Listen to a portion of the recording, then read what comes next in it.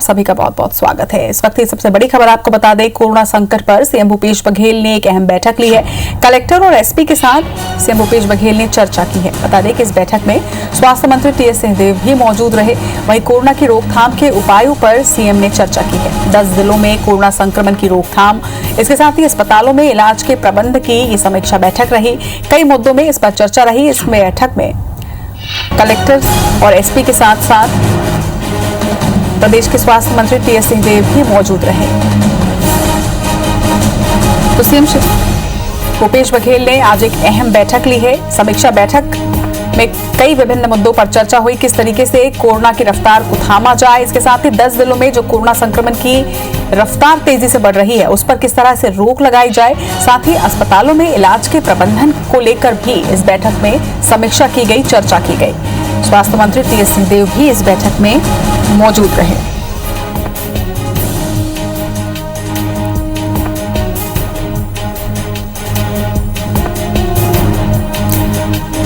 तो सभी जिलों के कलेक्टर्स और एसपी के साथ ये अहम बैठक आज सीएम भूपेश बघेल ने की है और इस बैठक में प्रदेश के स्वास्थ्य मंत्री टीएस सिंहदेव भी मौजूद रहे। किस तरीके से कोरोना की रफ्तार को थामना है और स्वास्थ्य सुविधाओं में क्या इजाफा करना है, क्या व्यवस्थाएं हैं, उसको देखकर आज ये अहम बैठक की गई जिसमें समीक्षा भी की गई है।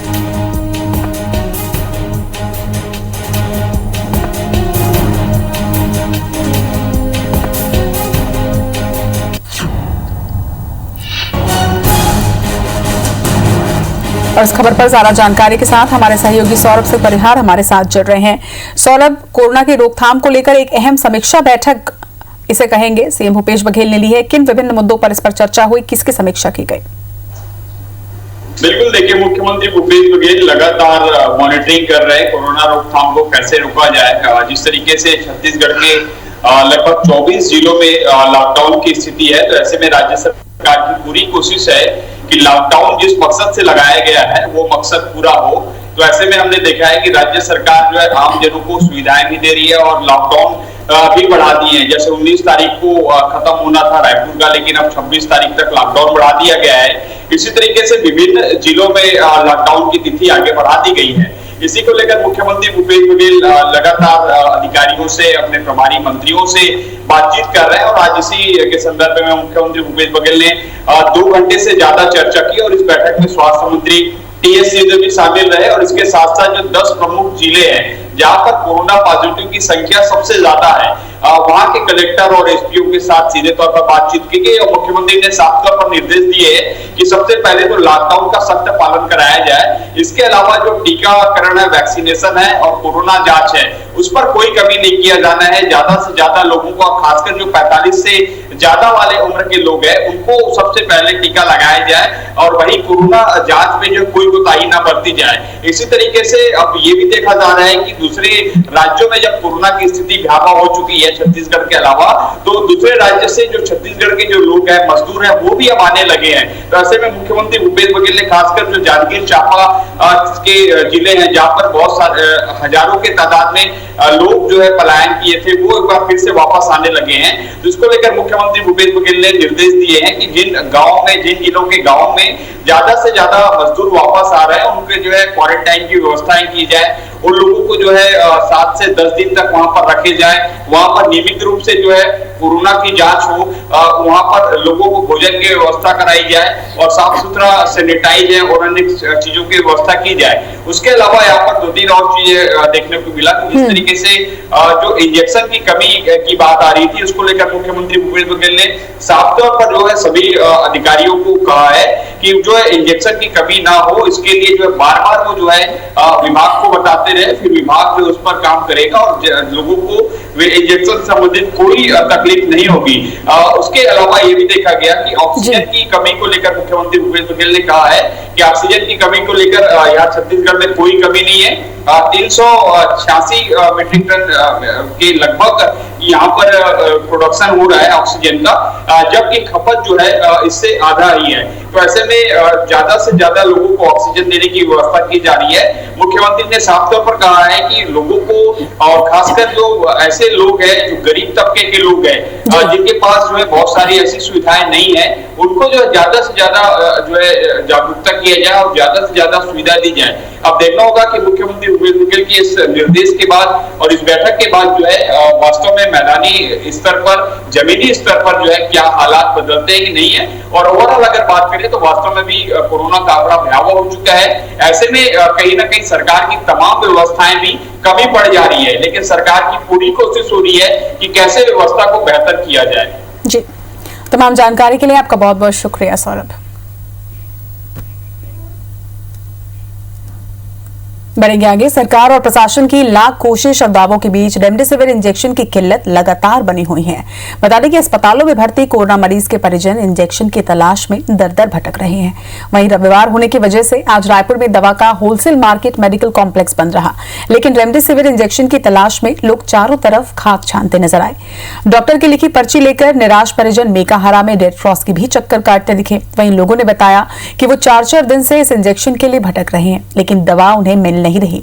यहां आयुर्वेद, लालपुर, मेकाहारा जैसे सरकारी कोविड अस्पताल से लेकर रायपुर के निजी अस्पतालों में भर्ती मरीज के परिजन भी दवा के लिए भटकते दिखे। रेड क्रॉस दुकान संचालक ने ये बताया कि आज रेमडेसिविर की एक भी डोज यहां नहीं पहुंची है और अब कल ही दवा मिलने की उम्मीद है। वहीं इन तमाम अव्यवस्थाओं पर भाजपा ने सरकार से तुरंत प्रभावी व्यवस्था बनाने की मांग की। जो रेमडेसिविर इंजेक्शन के लिए हम लोग घूम रहे हैं, क्योंकि हमने पूछा डॉक्टर से अपने को इसमें कैसे राहत मिलेगी, बोले कि इंजेक्शन पर अभी फिलहाल लगा देंगे तो राहत मिलेगी। तो यहाँ बोले रेड क्रॉस सोसाइटी में देख लीजिए, यहाँ पे भी नहीं है बता रहे हैं। कोविड सेंटर लालपुर में एडमिट है और कमी है वहाँ पर, तो इसलिए थोड़ा यहाँ पूछना आए थे कि मिल जाते एक आध हो जाए करके। अच्छा, यहाँ पे अभी उपलब्ध नहीं है, इसलिए हम लोग मार्केट में सर्च कर रहे हैं। अच्छा जी, 2 डोज लगवा चुके हैं। अभी लगभग जितने इससे मीडिया से भी जो नंबर मिले थे उसमें भी बात किए हैं। आज अपने पास एक भी वाइल नहीं आई है जी। तो क्या मतलब लोग तो भटक ही रहे हैं भैया? लोग तो आ रहे हैं लेकिन अपने पास तो अलॉट ही नहीं हो रही है। अच्छा, आज की डेट में एक भी वाइल नहीं आई है। ओके, तो मतलब कब तक बोल रही है मैडम, या फिर कब तक? कल आएगी बोल रहे हैं, कल आने की संभावना है बोल रहे हैं।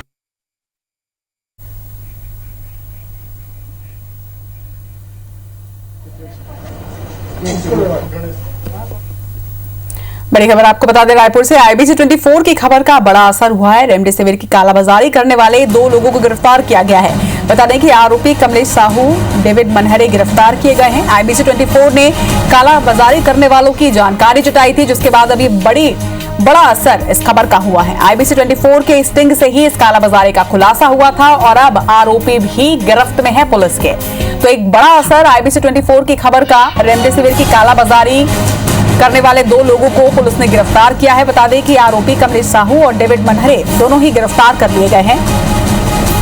बता दें कि IBC 24 के स्टिंग से कालाबाजारी का पूरा खुलासा हुआ था, जिसके बाद पुलिस ने यह कार्रवाई की और अब आरोपी पुलिस की गिरफ्त में है।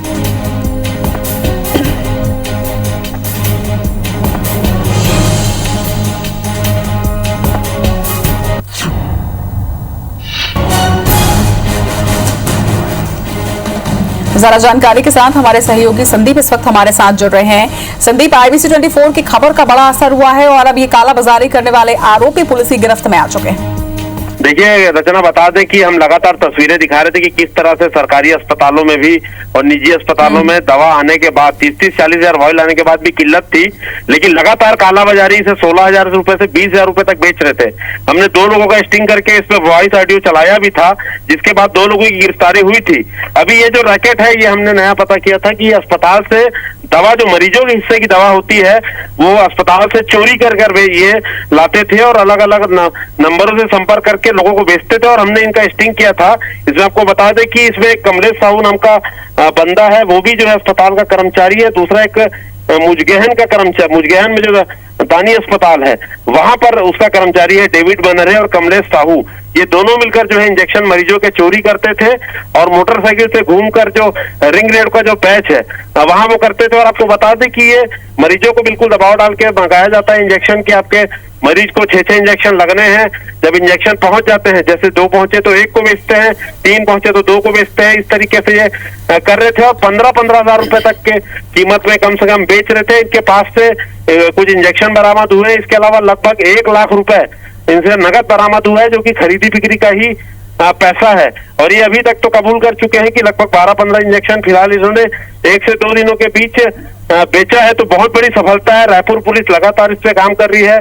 हमने लगातार इसमें खुलासा किया है। तो IBC 24 कहीं ना कहीं जन सरोकार के जो हमारा उद्देश्य है हम उसे पूरा कर रहे हैं। और बार बार लोगों से भी हम ये अपील करेंगे कि ब्लैक का इंजेक्शन ना खरीदें, क्योंकि ये किसी गंभीर मरीज जो होते हैं उनके मरीजों के नाम से मंगाया जाता है। उनके हिस्से का ये इंजेक्शन मार्केट में कालाबाजारी करके बेचा जाता है। ये स्टॉकिस्ट का इंजेक्शन नहीं है, किसी मरीज का चुराया हुआ इंजेक्शन है। तो आप सोचिए कितना बड़ा ये गलत काम कर रहे हैं। जो खरीदने वाला है वो भी दोषी है, जो बेचने वाला है वो तो दोषी है ही। तो बहुत बड़ी सफलता रायपुर पुलिस को मिली है। हमने पुलिस के आला अधिकारियों को इसको सूचना दी थी, साइबर टीम लगातार इन्हें ट्रेस कर रही थी। बहुत बड़ी सफलता मिली है।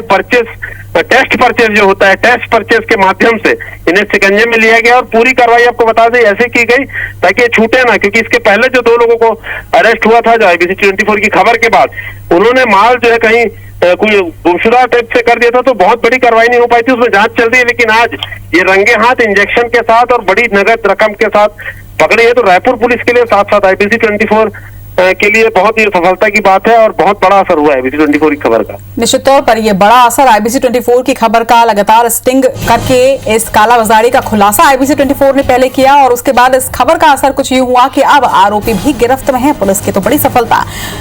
तमाम जानकारी के लिए आपका बहुत बहुत शुक्रिया संदीप। कोरोना वैक्सीन को इस महामारी के खिलाफ अब तक का सबसे सशक्त हथियार माना जा रहा है। इसी के चलते रायपुर समेत पूरे प्रदेश में जोर शोर से वैक्सीनेशन अभियान भी चलाया जा रहा है। लेकिन एक चौंकाने वाली जानकारी सामने आई है। कोरोना की बेतहाशा रफ्तार के बीच वैक्सीनेशन की रफ्तार 7 गुना तक कम हो गई है।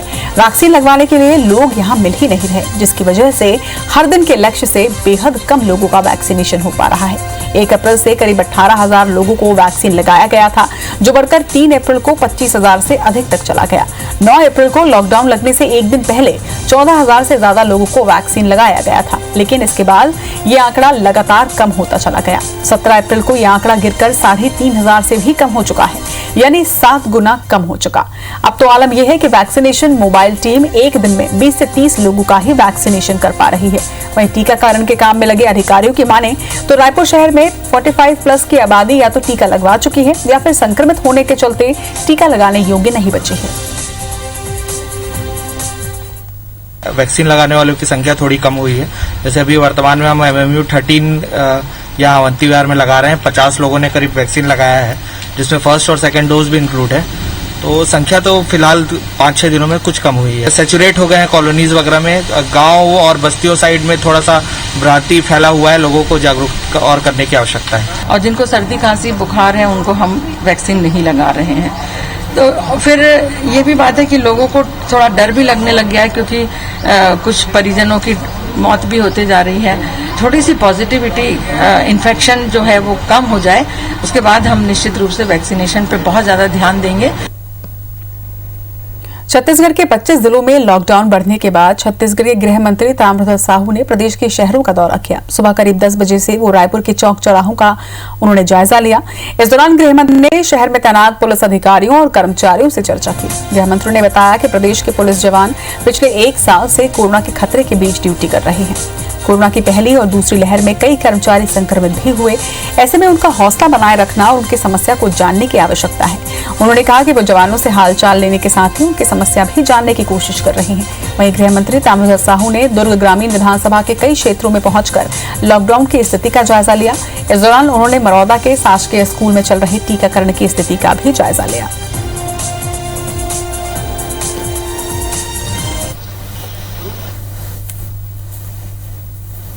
लॉकडाउन की स्थिति देखने और अपने पुलिस के जो अधिकारी कर्मचारी जो ड्यूटी लगी है 24 घंटे भयावह कोविड की स्थिति के बावजूद, तो उनसे मिलने, उनसे चर्चा करने की उनको कोई समस्या तो नहीं है, तो उसके लिए भी चर्चा करना, जानकारी लेना मूल उद्देश्य है। अंबिकापुर मेडिकल कॉलेज में कोरोना वायरस से 24 घंटे के अंदर 9 लोगों ने दम तोड़ दिया, जिससे मेडिकल कॉलेज अस्पताल में अब हड़कंप मचा हुआ है। अंबिकापुर मेडिकल कॉलेज अस्पताल में कोरोना के इलाज के लिए आईसीयू वेंटिलेटर और ऑक्सीजन बेड उपलब्ध कराए गए हैं, जिसकी वजह से पूरे संभाग के मरीज अब अंबिकापुर मेडिकल कॉलेज अस्पताल में इलाज कराने के लिए पहुंच रहे हैं। बता दें कि बीते 24 घंटे के भीतर अंबिकापुर मेडिकल कॉलेज अस्पताल में कोरोना से 9 मरीजों की मौत हो चुकी है। बताया जा रहा है कि मृतकों में 2 लोग अंबिकापुर मेडिकल कॉलेज में दाखिल हुए थे, जबकि सूरजपुर, बलरामपुर, जशपुर और कोरिया के मरीज भी यहां दाखिल कराए गए थे।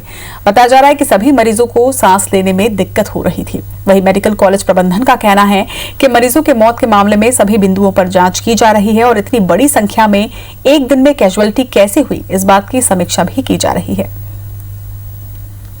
24 घंटे में और अभी तक का जो हमारे पास रिपोर्ट है वो लगभग 9 लोगों की डेथ हुई है, जो कि हम लोग इसको गंभीरता से ले रहे हैं, क्योंकि अभी तक का हमारे यहाँ सबसे ज़्यादा मृत्यु दर है। इसके पहले कभी इतना 24 घंटे में किसी भी समय नहीं हुआ है।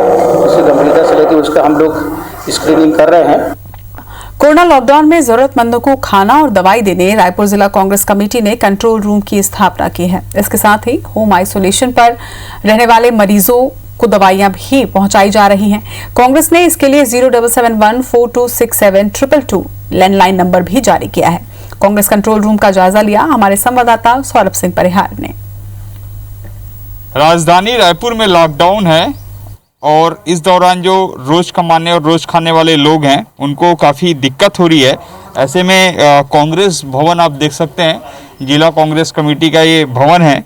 यहाँ पर एक कंट्रोल रूम तैयार किया गया है, जिसमें लोग जो है जिनके पास खाने की व्यवस्था नहीं है उनके लिए भोजन की व्यवस्था की गई है। इसी तरीके से जो होम आइसोलेशन पर है और खाना नहीं बना पा रहे हैं उनको भी होम आइसोलेशन में जो है ये सारी चीज़ें दी जा रही है। आप देख सकते हैं कि जो कोरोना से संबंधित जो दवाइयाँ हैं वो दवाइयाँ भी वो रखे हुए हैं और जो है 14 से 15 घंटा ये पूरी टीम जो है जिला कांग्रेस कमेटी की ये काम कर रही है और कुछ पदाधिकारी हैं उनसे जानना चाहेंगे। आप बताएंगे किस तरीके से आप लोग के पास कॉल्स आ रहे हैं? लगातार मरीजों के लिए बेड के लेके, ऑक्सीजन को लेके, खाना को लेके और दवाइयों के लेके ये सारी हमारे को सूचना प्राप्त हो रही है। जैसे जैसे लोगों की सूचना प्राप्त होती है वैसे वैसे हम उनको सामान प्रोवाइड कराते हैं। जिन्होंने होम आइसोलेशन का फॉर्म भरा हुआ है उसके बाद भी उनको अगर दवाई नहीं मिल पा रही है तो हम लोग उसकी दवाई की व्यवस्था कर रहे हैं। और दूसरा उसके अलावा एम्बुलेंस की सुविधाओं की भी व्यवस्था हमारे द्वारा यहाँ की जा रही है।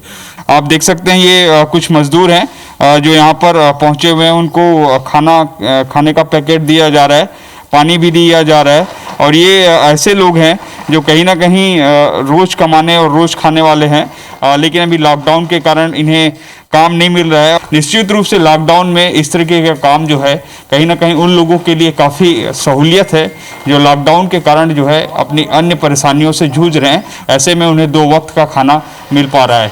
कैमरामैन अभिषेक के साथ Saurabh Singh Parihar, IBC 24 Raipur. Corona vaccine van से एक्सीडेंट में एक युवक की मौत हो गई। इसके साथ ही बाइक पर सवार 2 अन्य युवक गंभीर रूप से घायल हुए हैं। दोनों को मेकाहारा में भर्ती करवाया गया है। इधर पुलिस ने मामला दर्ज कर पड़ताल शुरू कर दी है।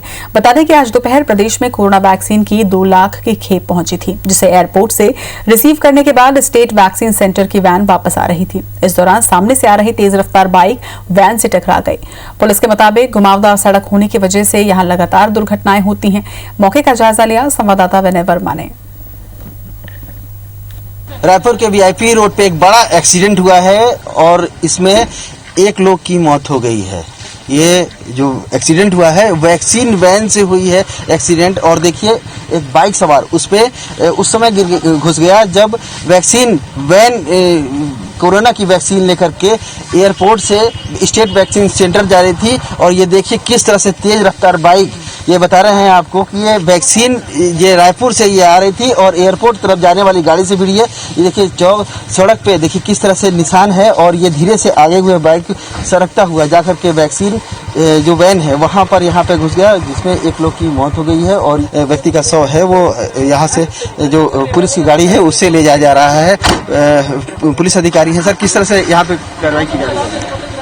यहाँ पर एक आइसर गाड़ी है 02 की, वो एयरपोर्ट तरफ से आ रही थी। इधर से 3 जो लड़के हैं वो बाइक काफी तेजी से जा रहे थे। ये टर्निंग है, यहाँ पूर्व में भी कई बार एक्सीडेंट हो चुका है।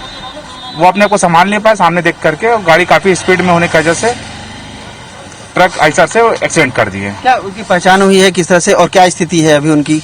अभी उनकी पहचान नहीं हो पाई है। 2 जने उसमें घायल है, जिसे तत्काल 108 के माध्यम से हमारे जवानों की मेहनत से और हम लोगों ने खुद लग करके उनको 108 पे भेजा है, और एक जवान जो अभी स्थिति उसको भी मेघाहारा के लिए रवाना कर दी है अपने 112 से। अधिकारी बता रहे हैं कि जो बाइक पे 3 लोग थे और इस चौक पे यहाँ पे एक्सीडेंट हुआ है। ये घुमावदार चौक है और पेड़ से ये ढका हुआ है, जिसके कारण से लगातार यहाँ पे एक्सीडेंट होती है। लेकिन फिलहाल एक व्यक्ति की इसमें मौत हो चुकी है और 2 जो अति गंभीर जो लोग हैं उन्हें मेकाहारा भर्ती कर दिया, और लोगों की जो पहचान की जा रही है, जिसके बाद से उनके परिजनों को और उनको बुला करके वहाँ पर उनके इलाज की बाकी आगे की प्रक्रिया की जाएगी। कैमरामैन मुकेश दरियाव के साथ वर्मा, IBC 24 रायपुर। इसी के साथ इस बुलेटिन में फिलहाल इतना ही। नमस्कार।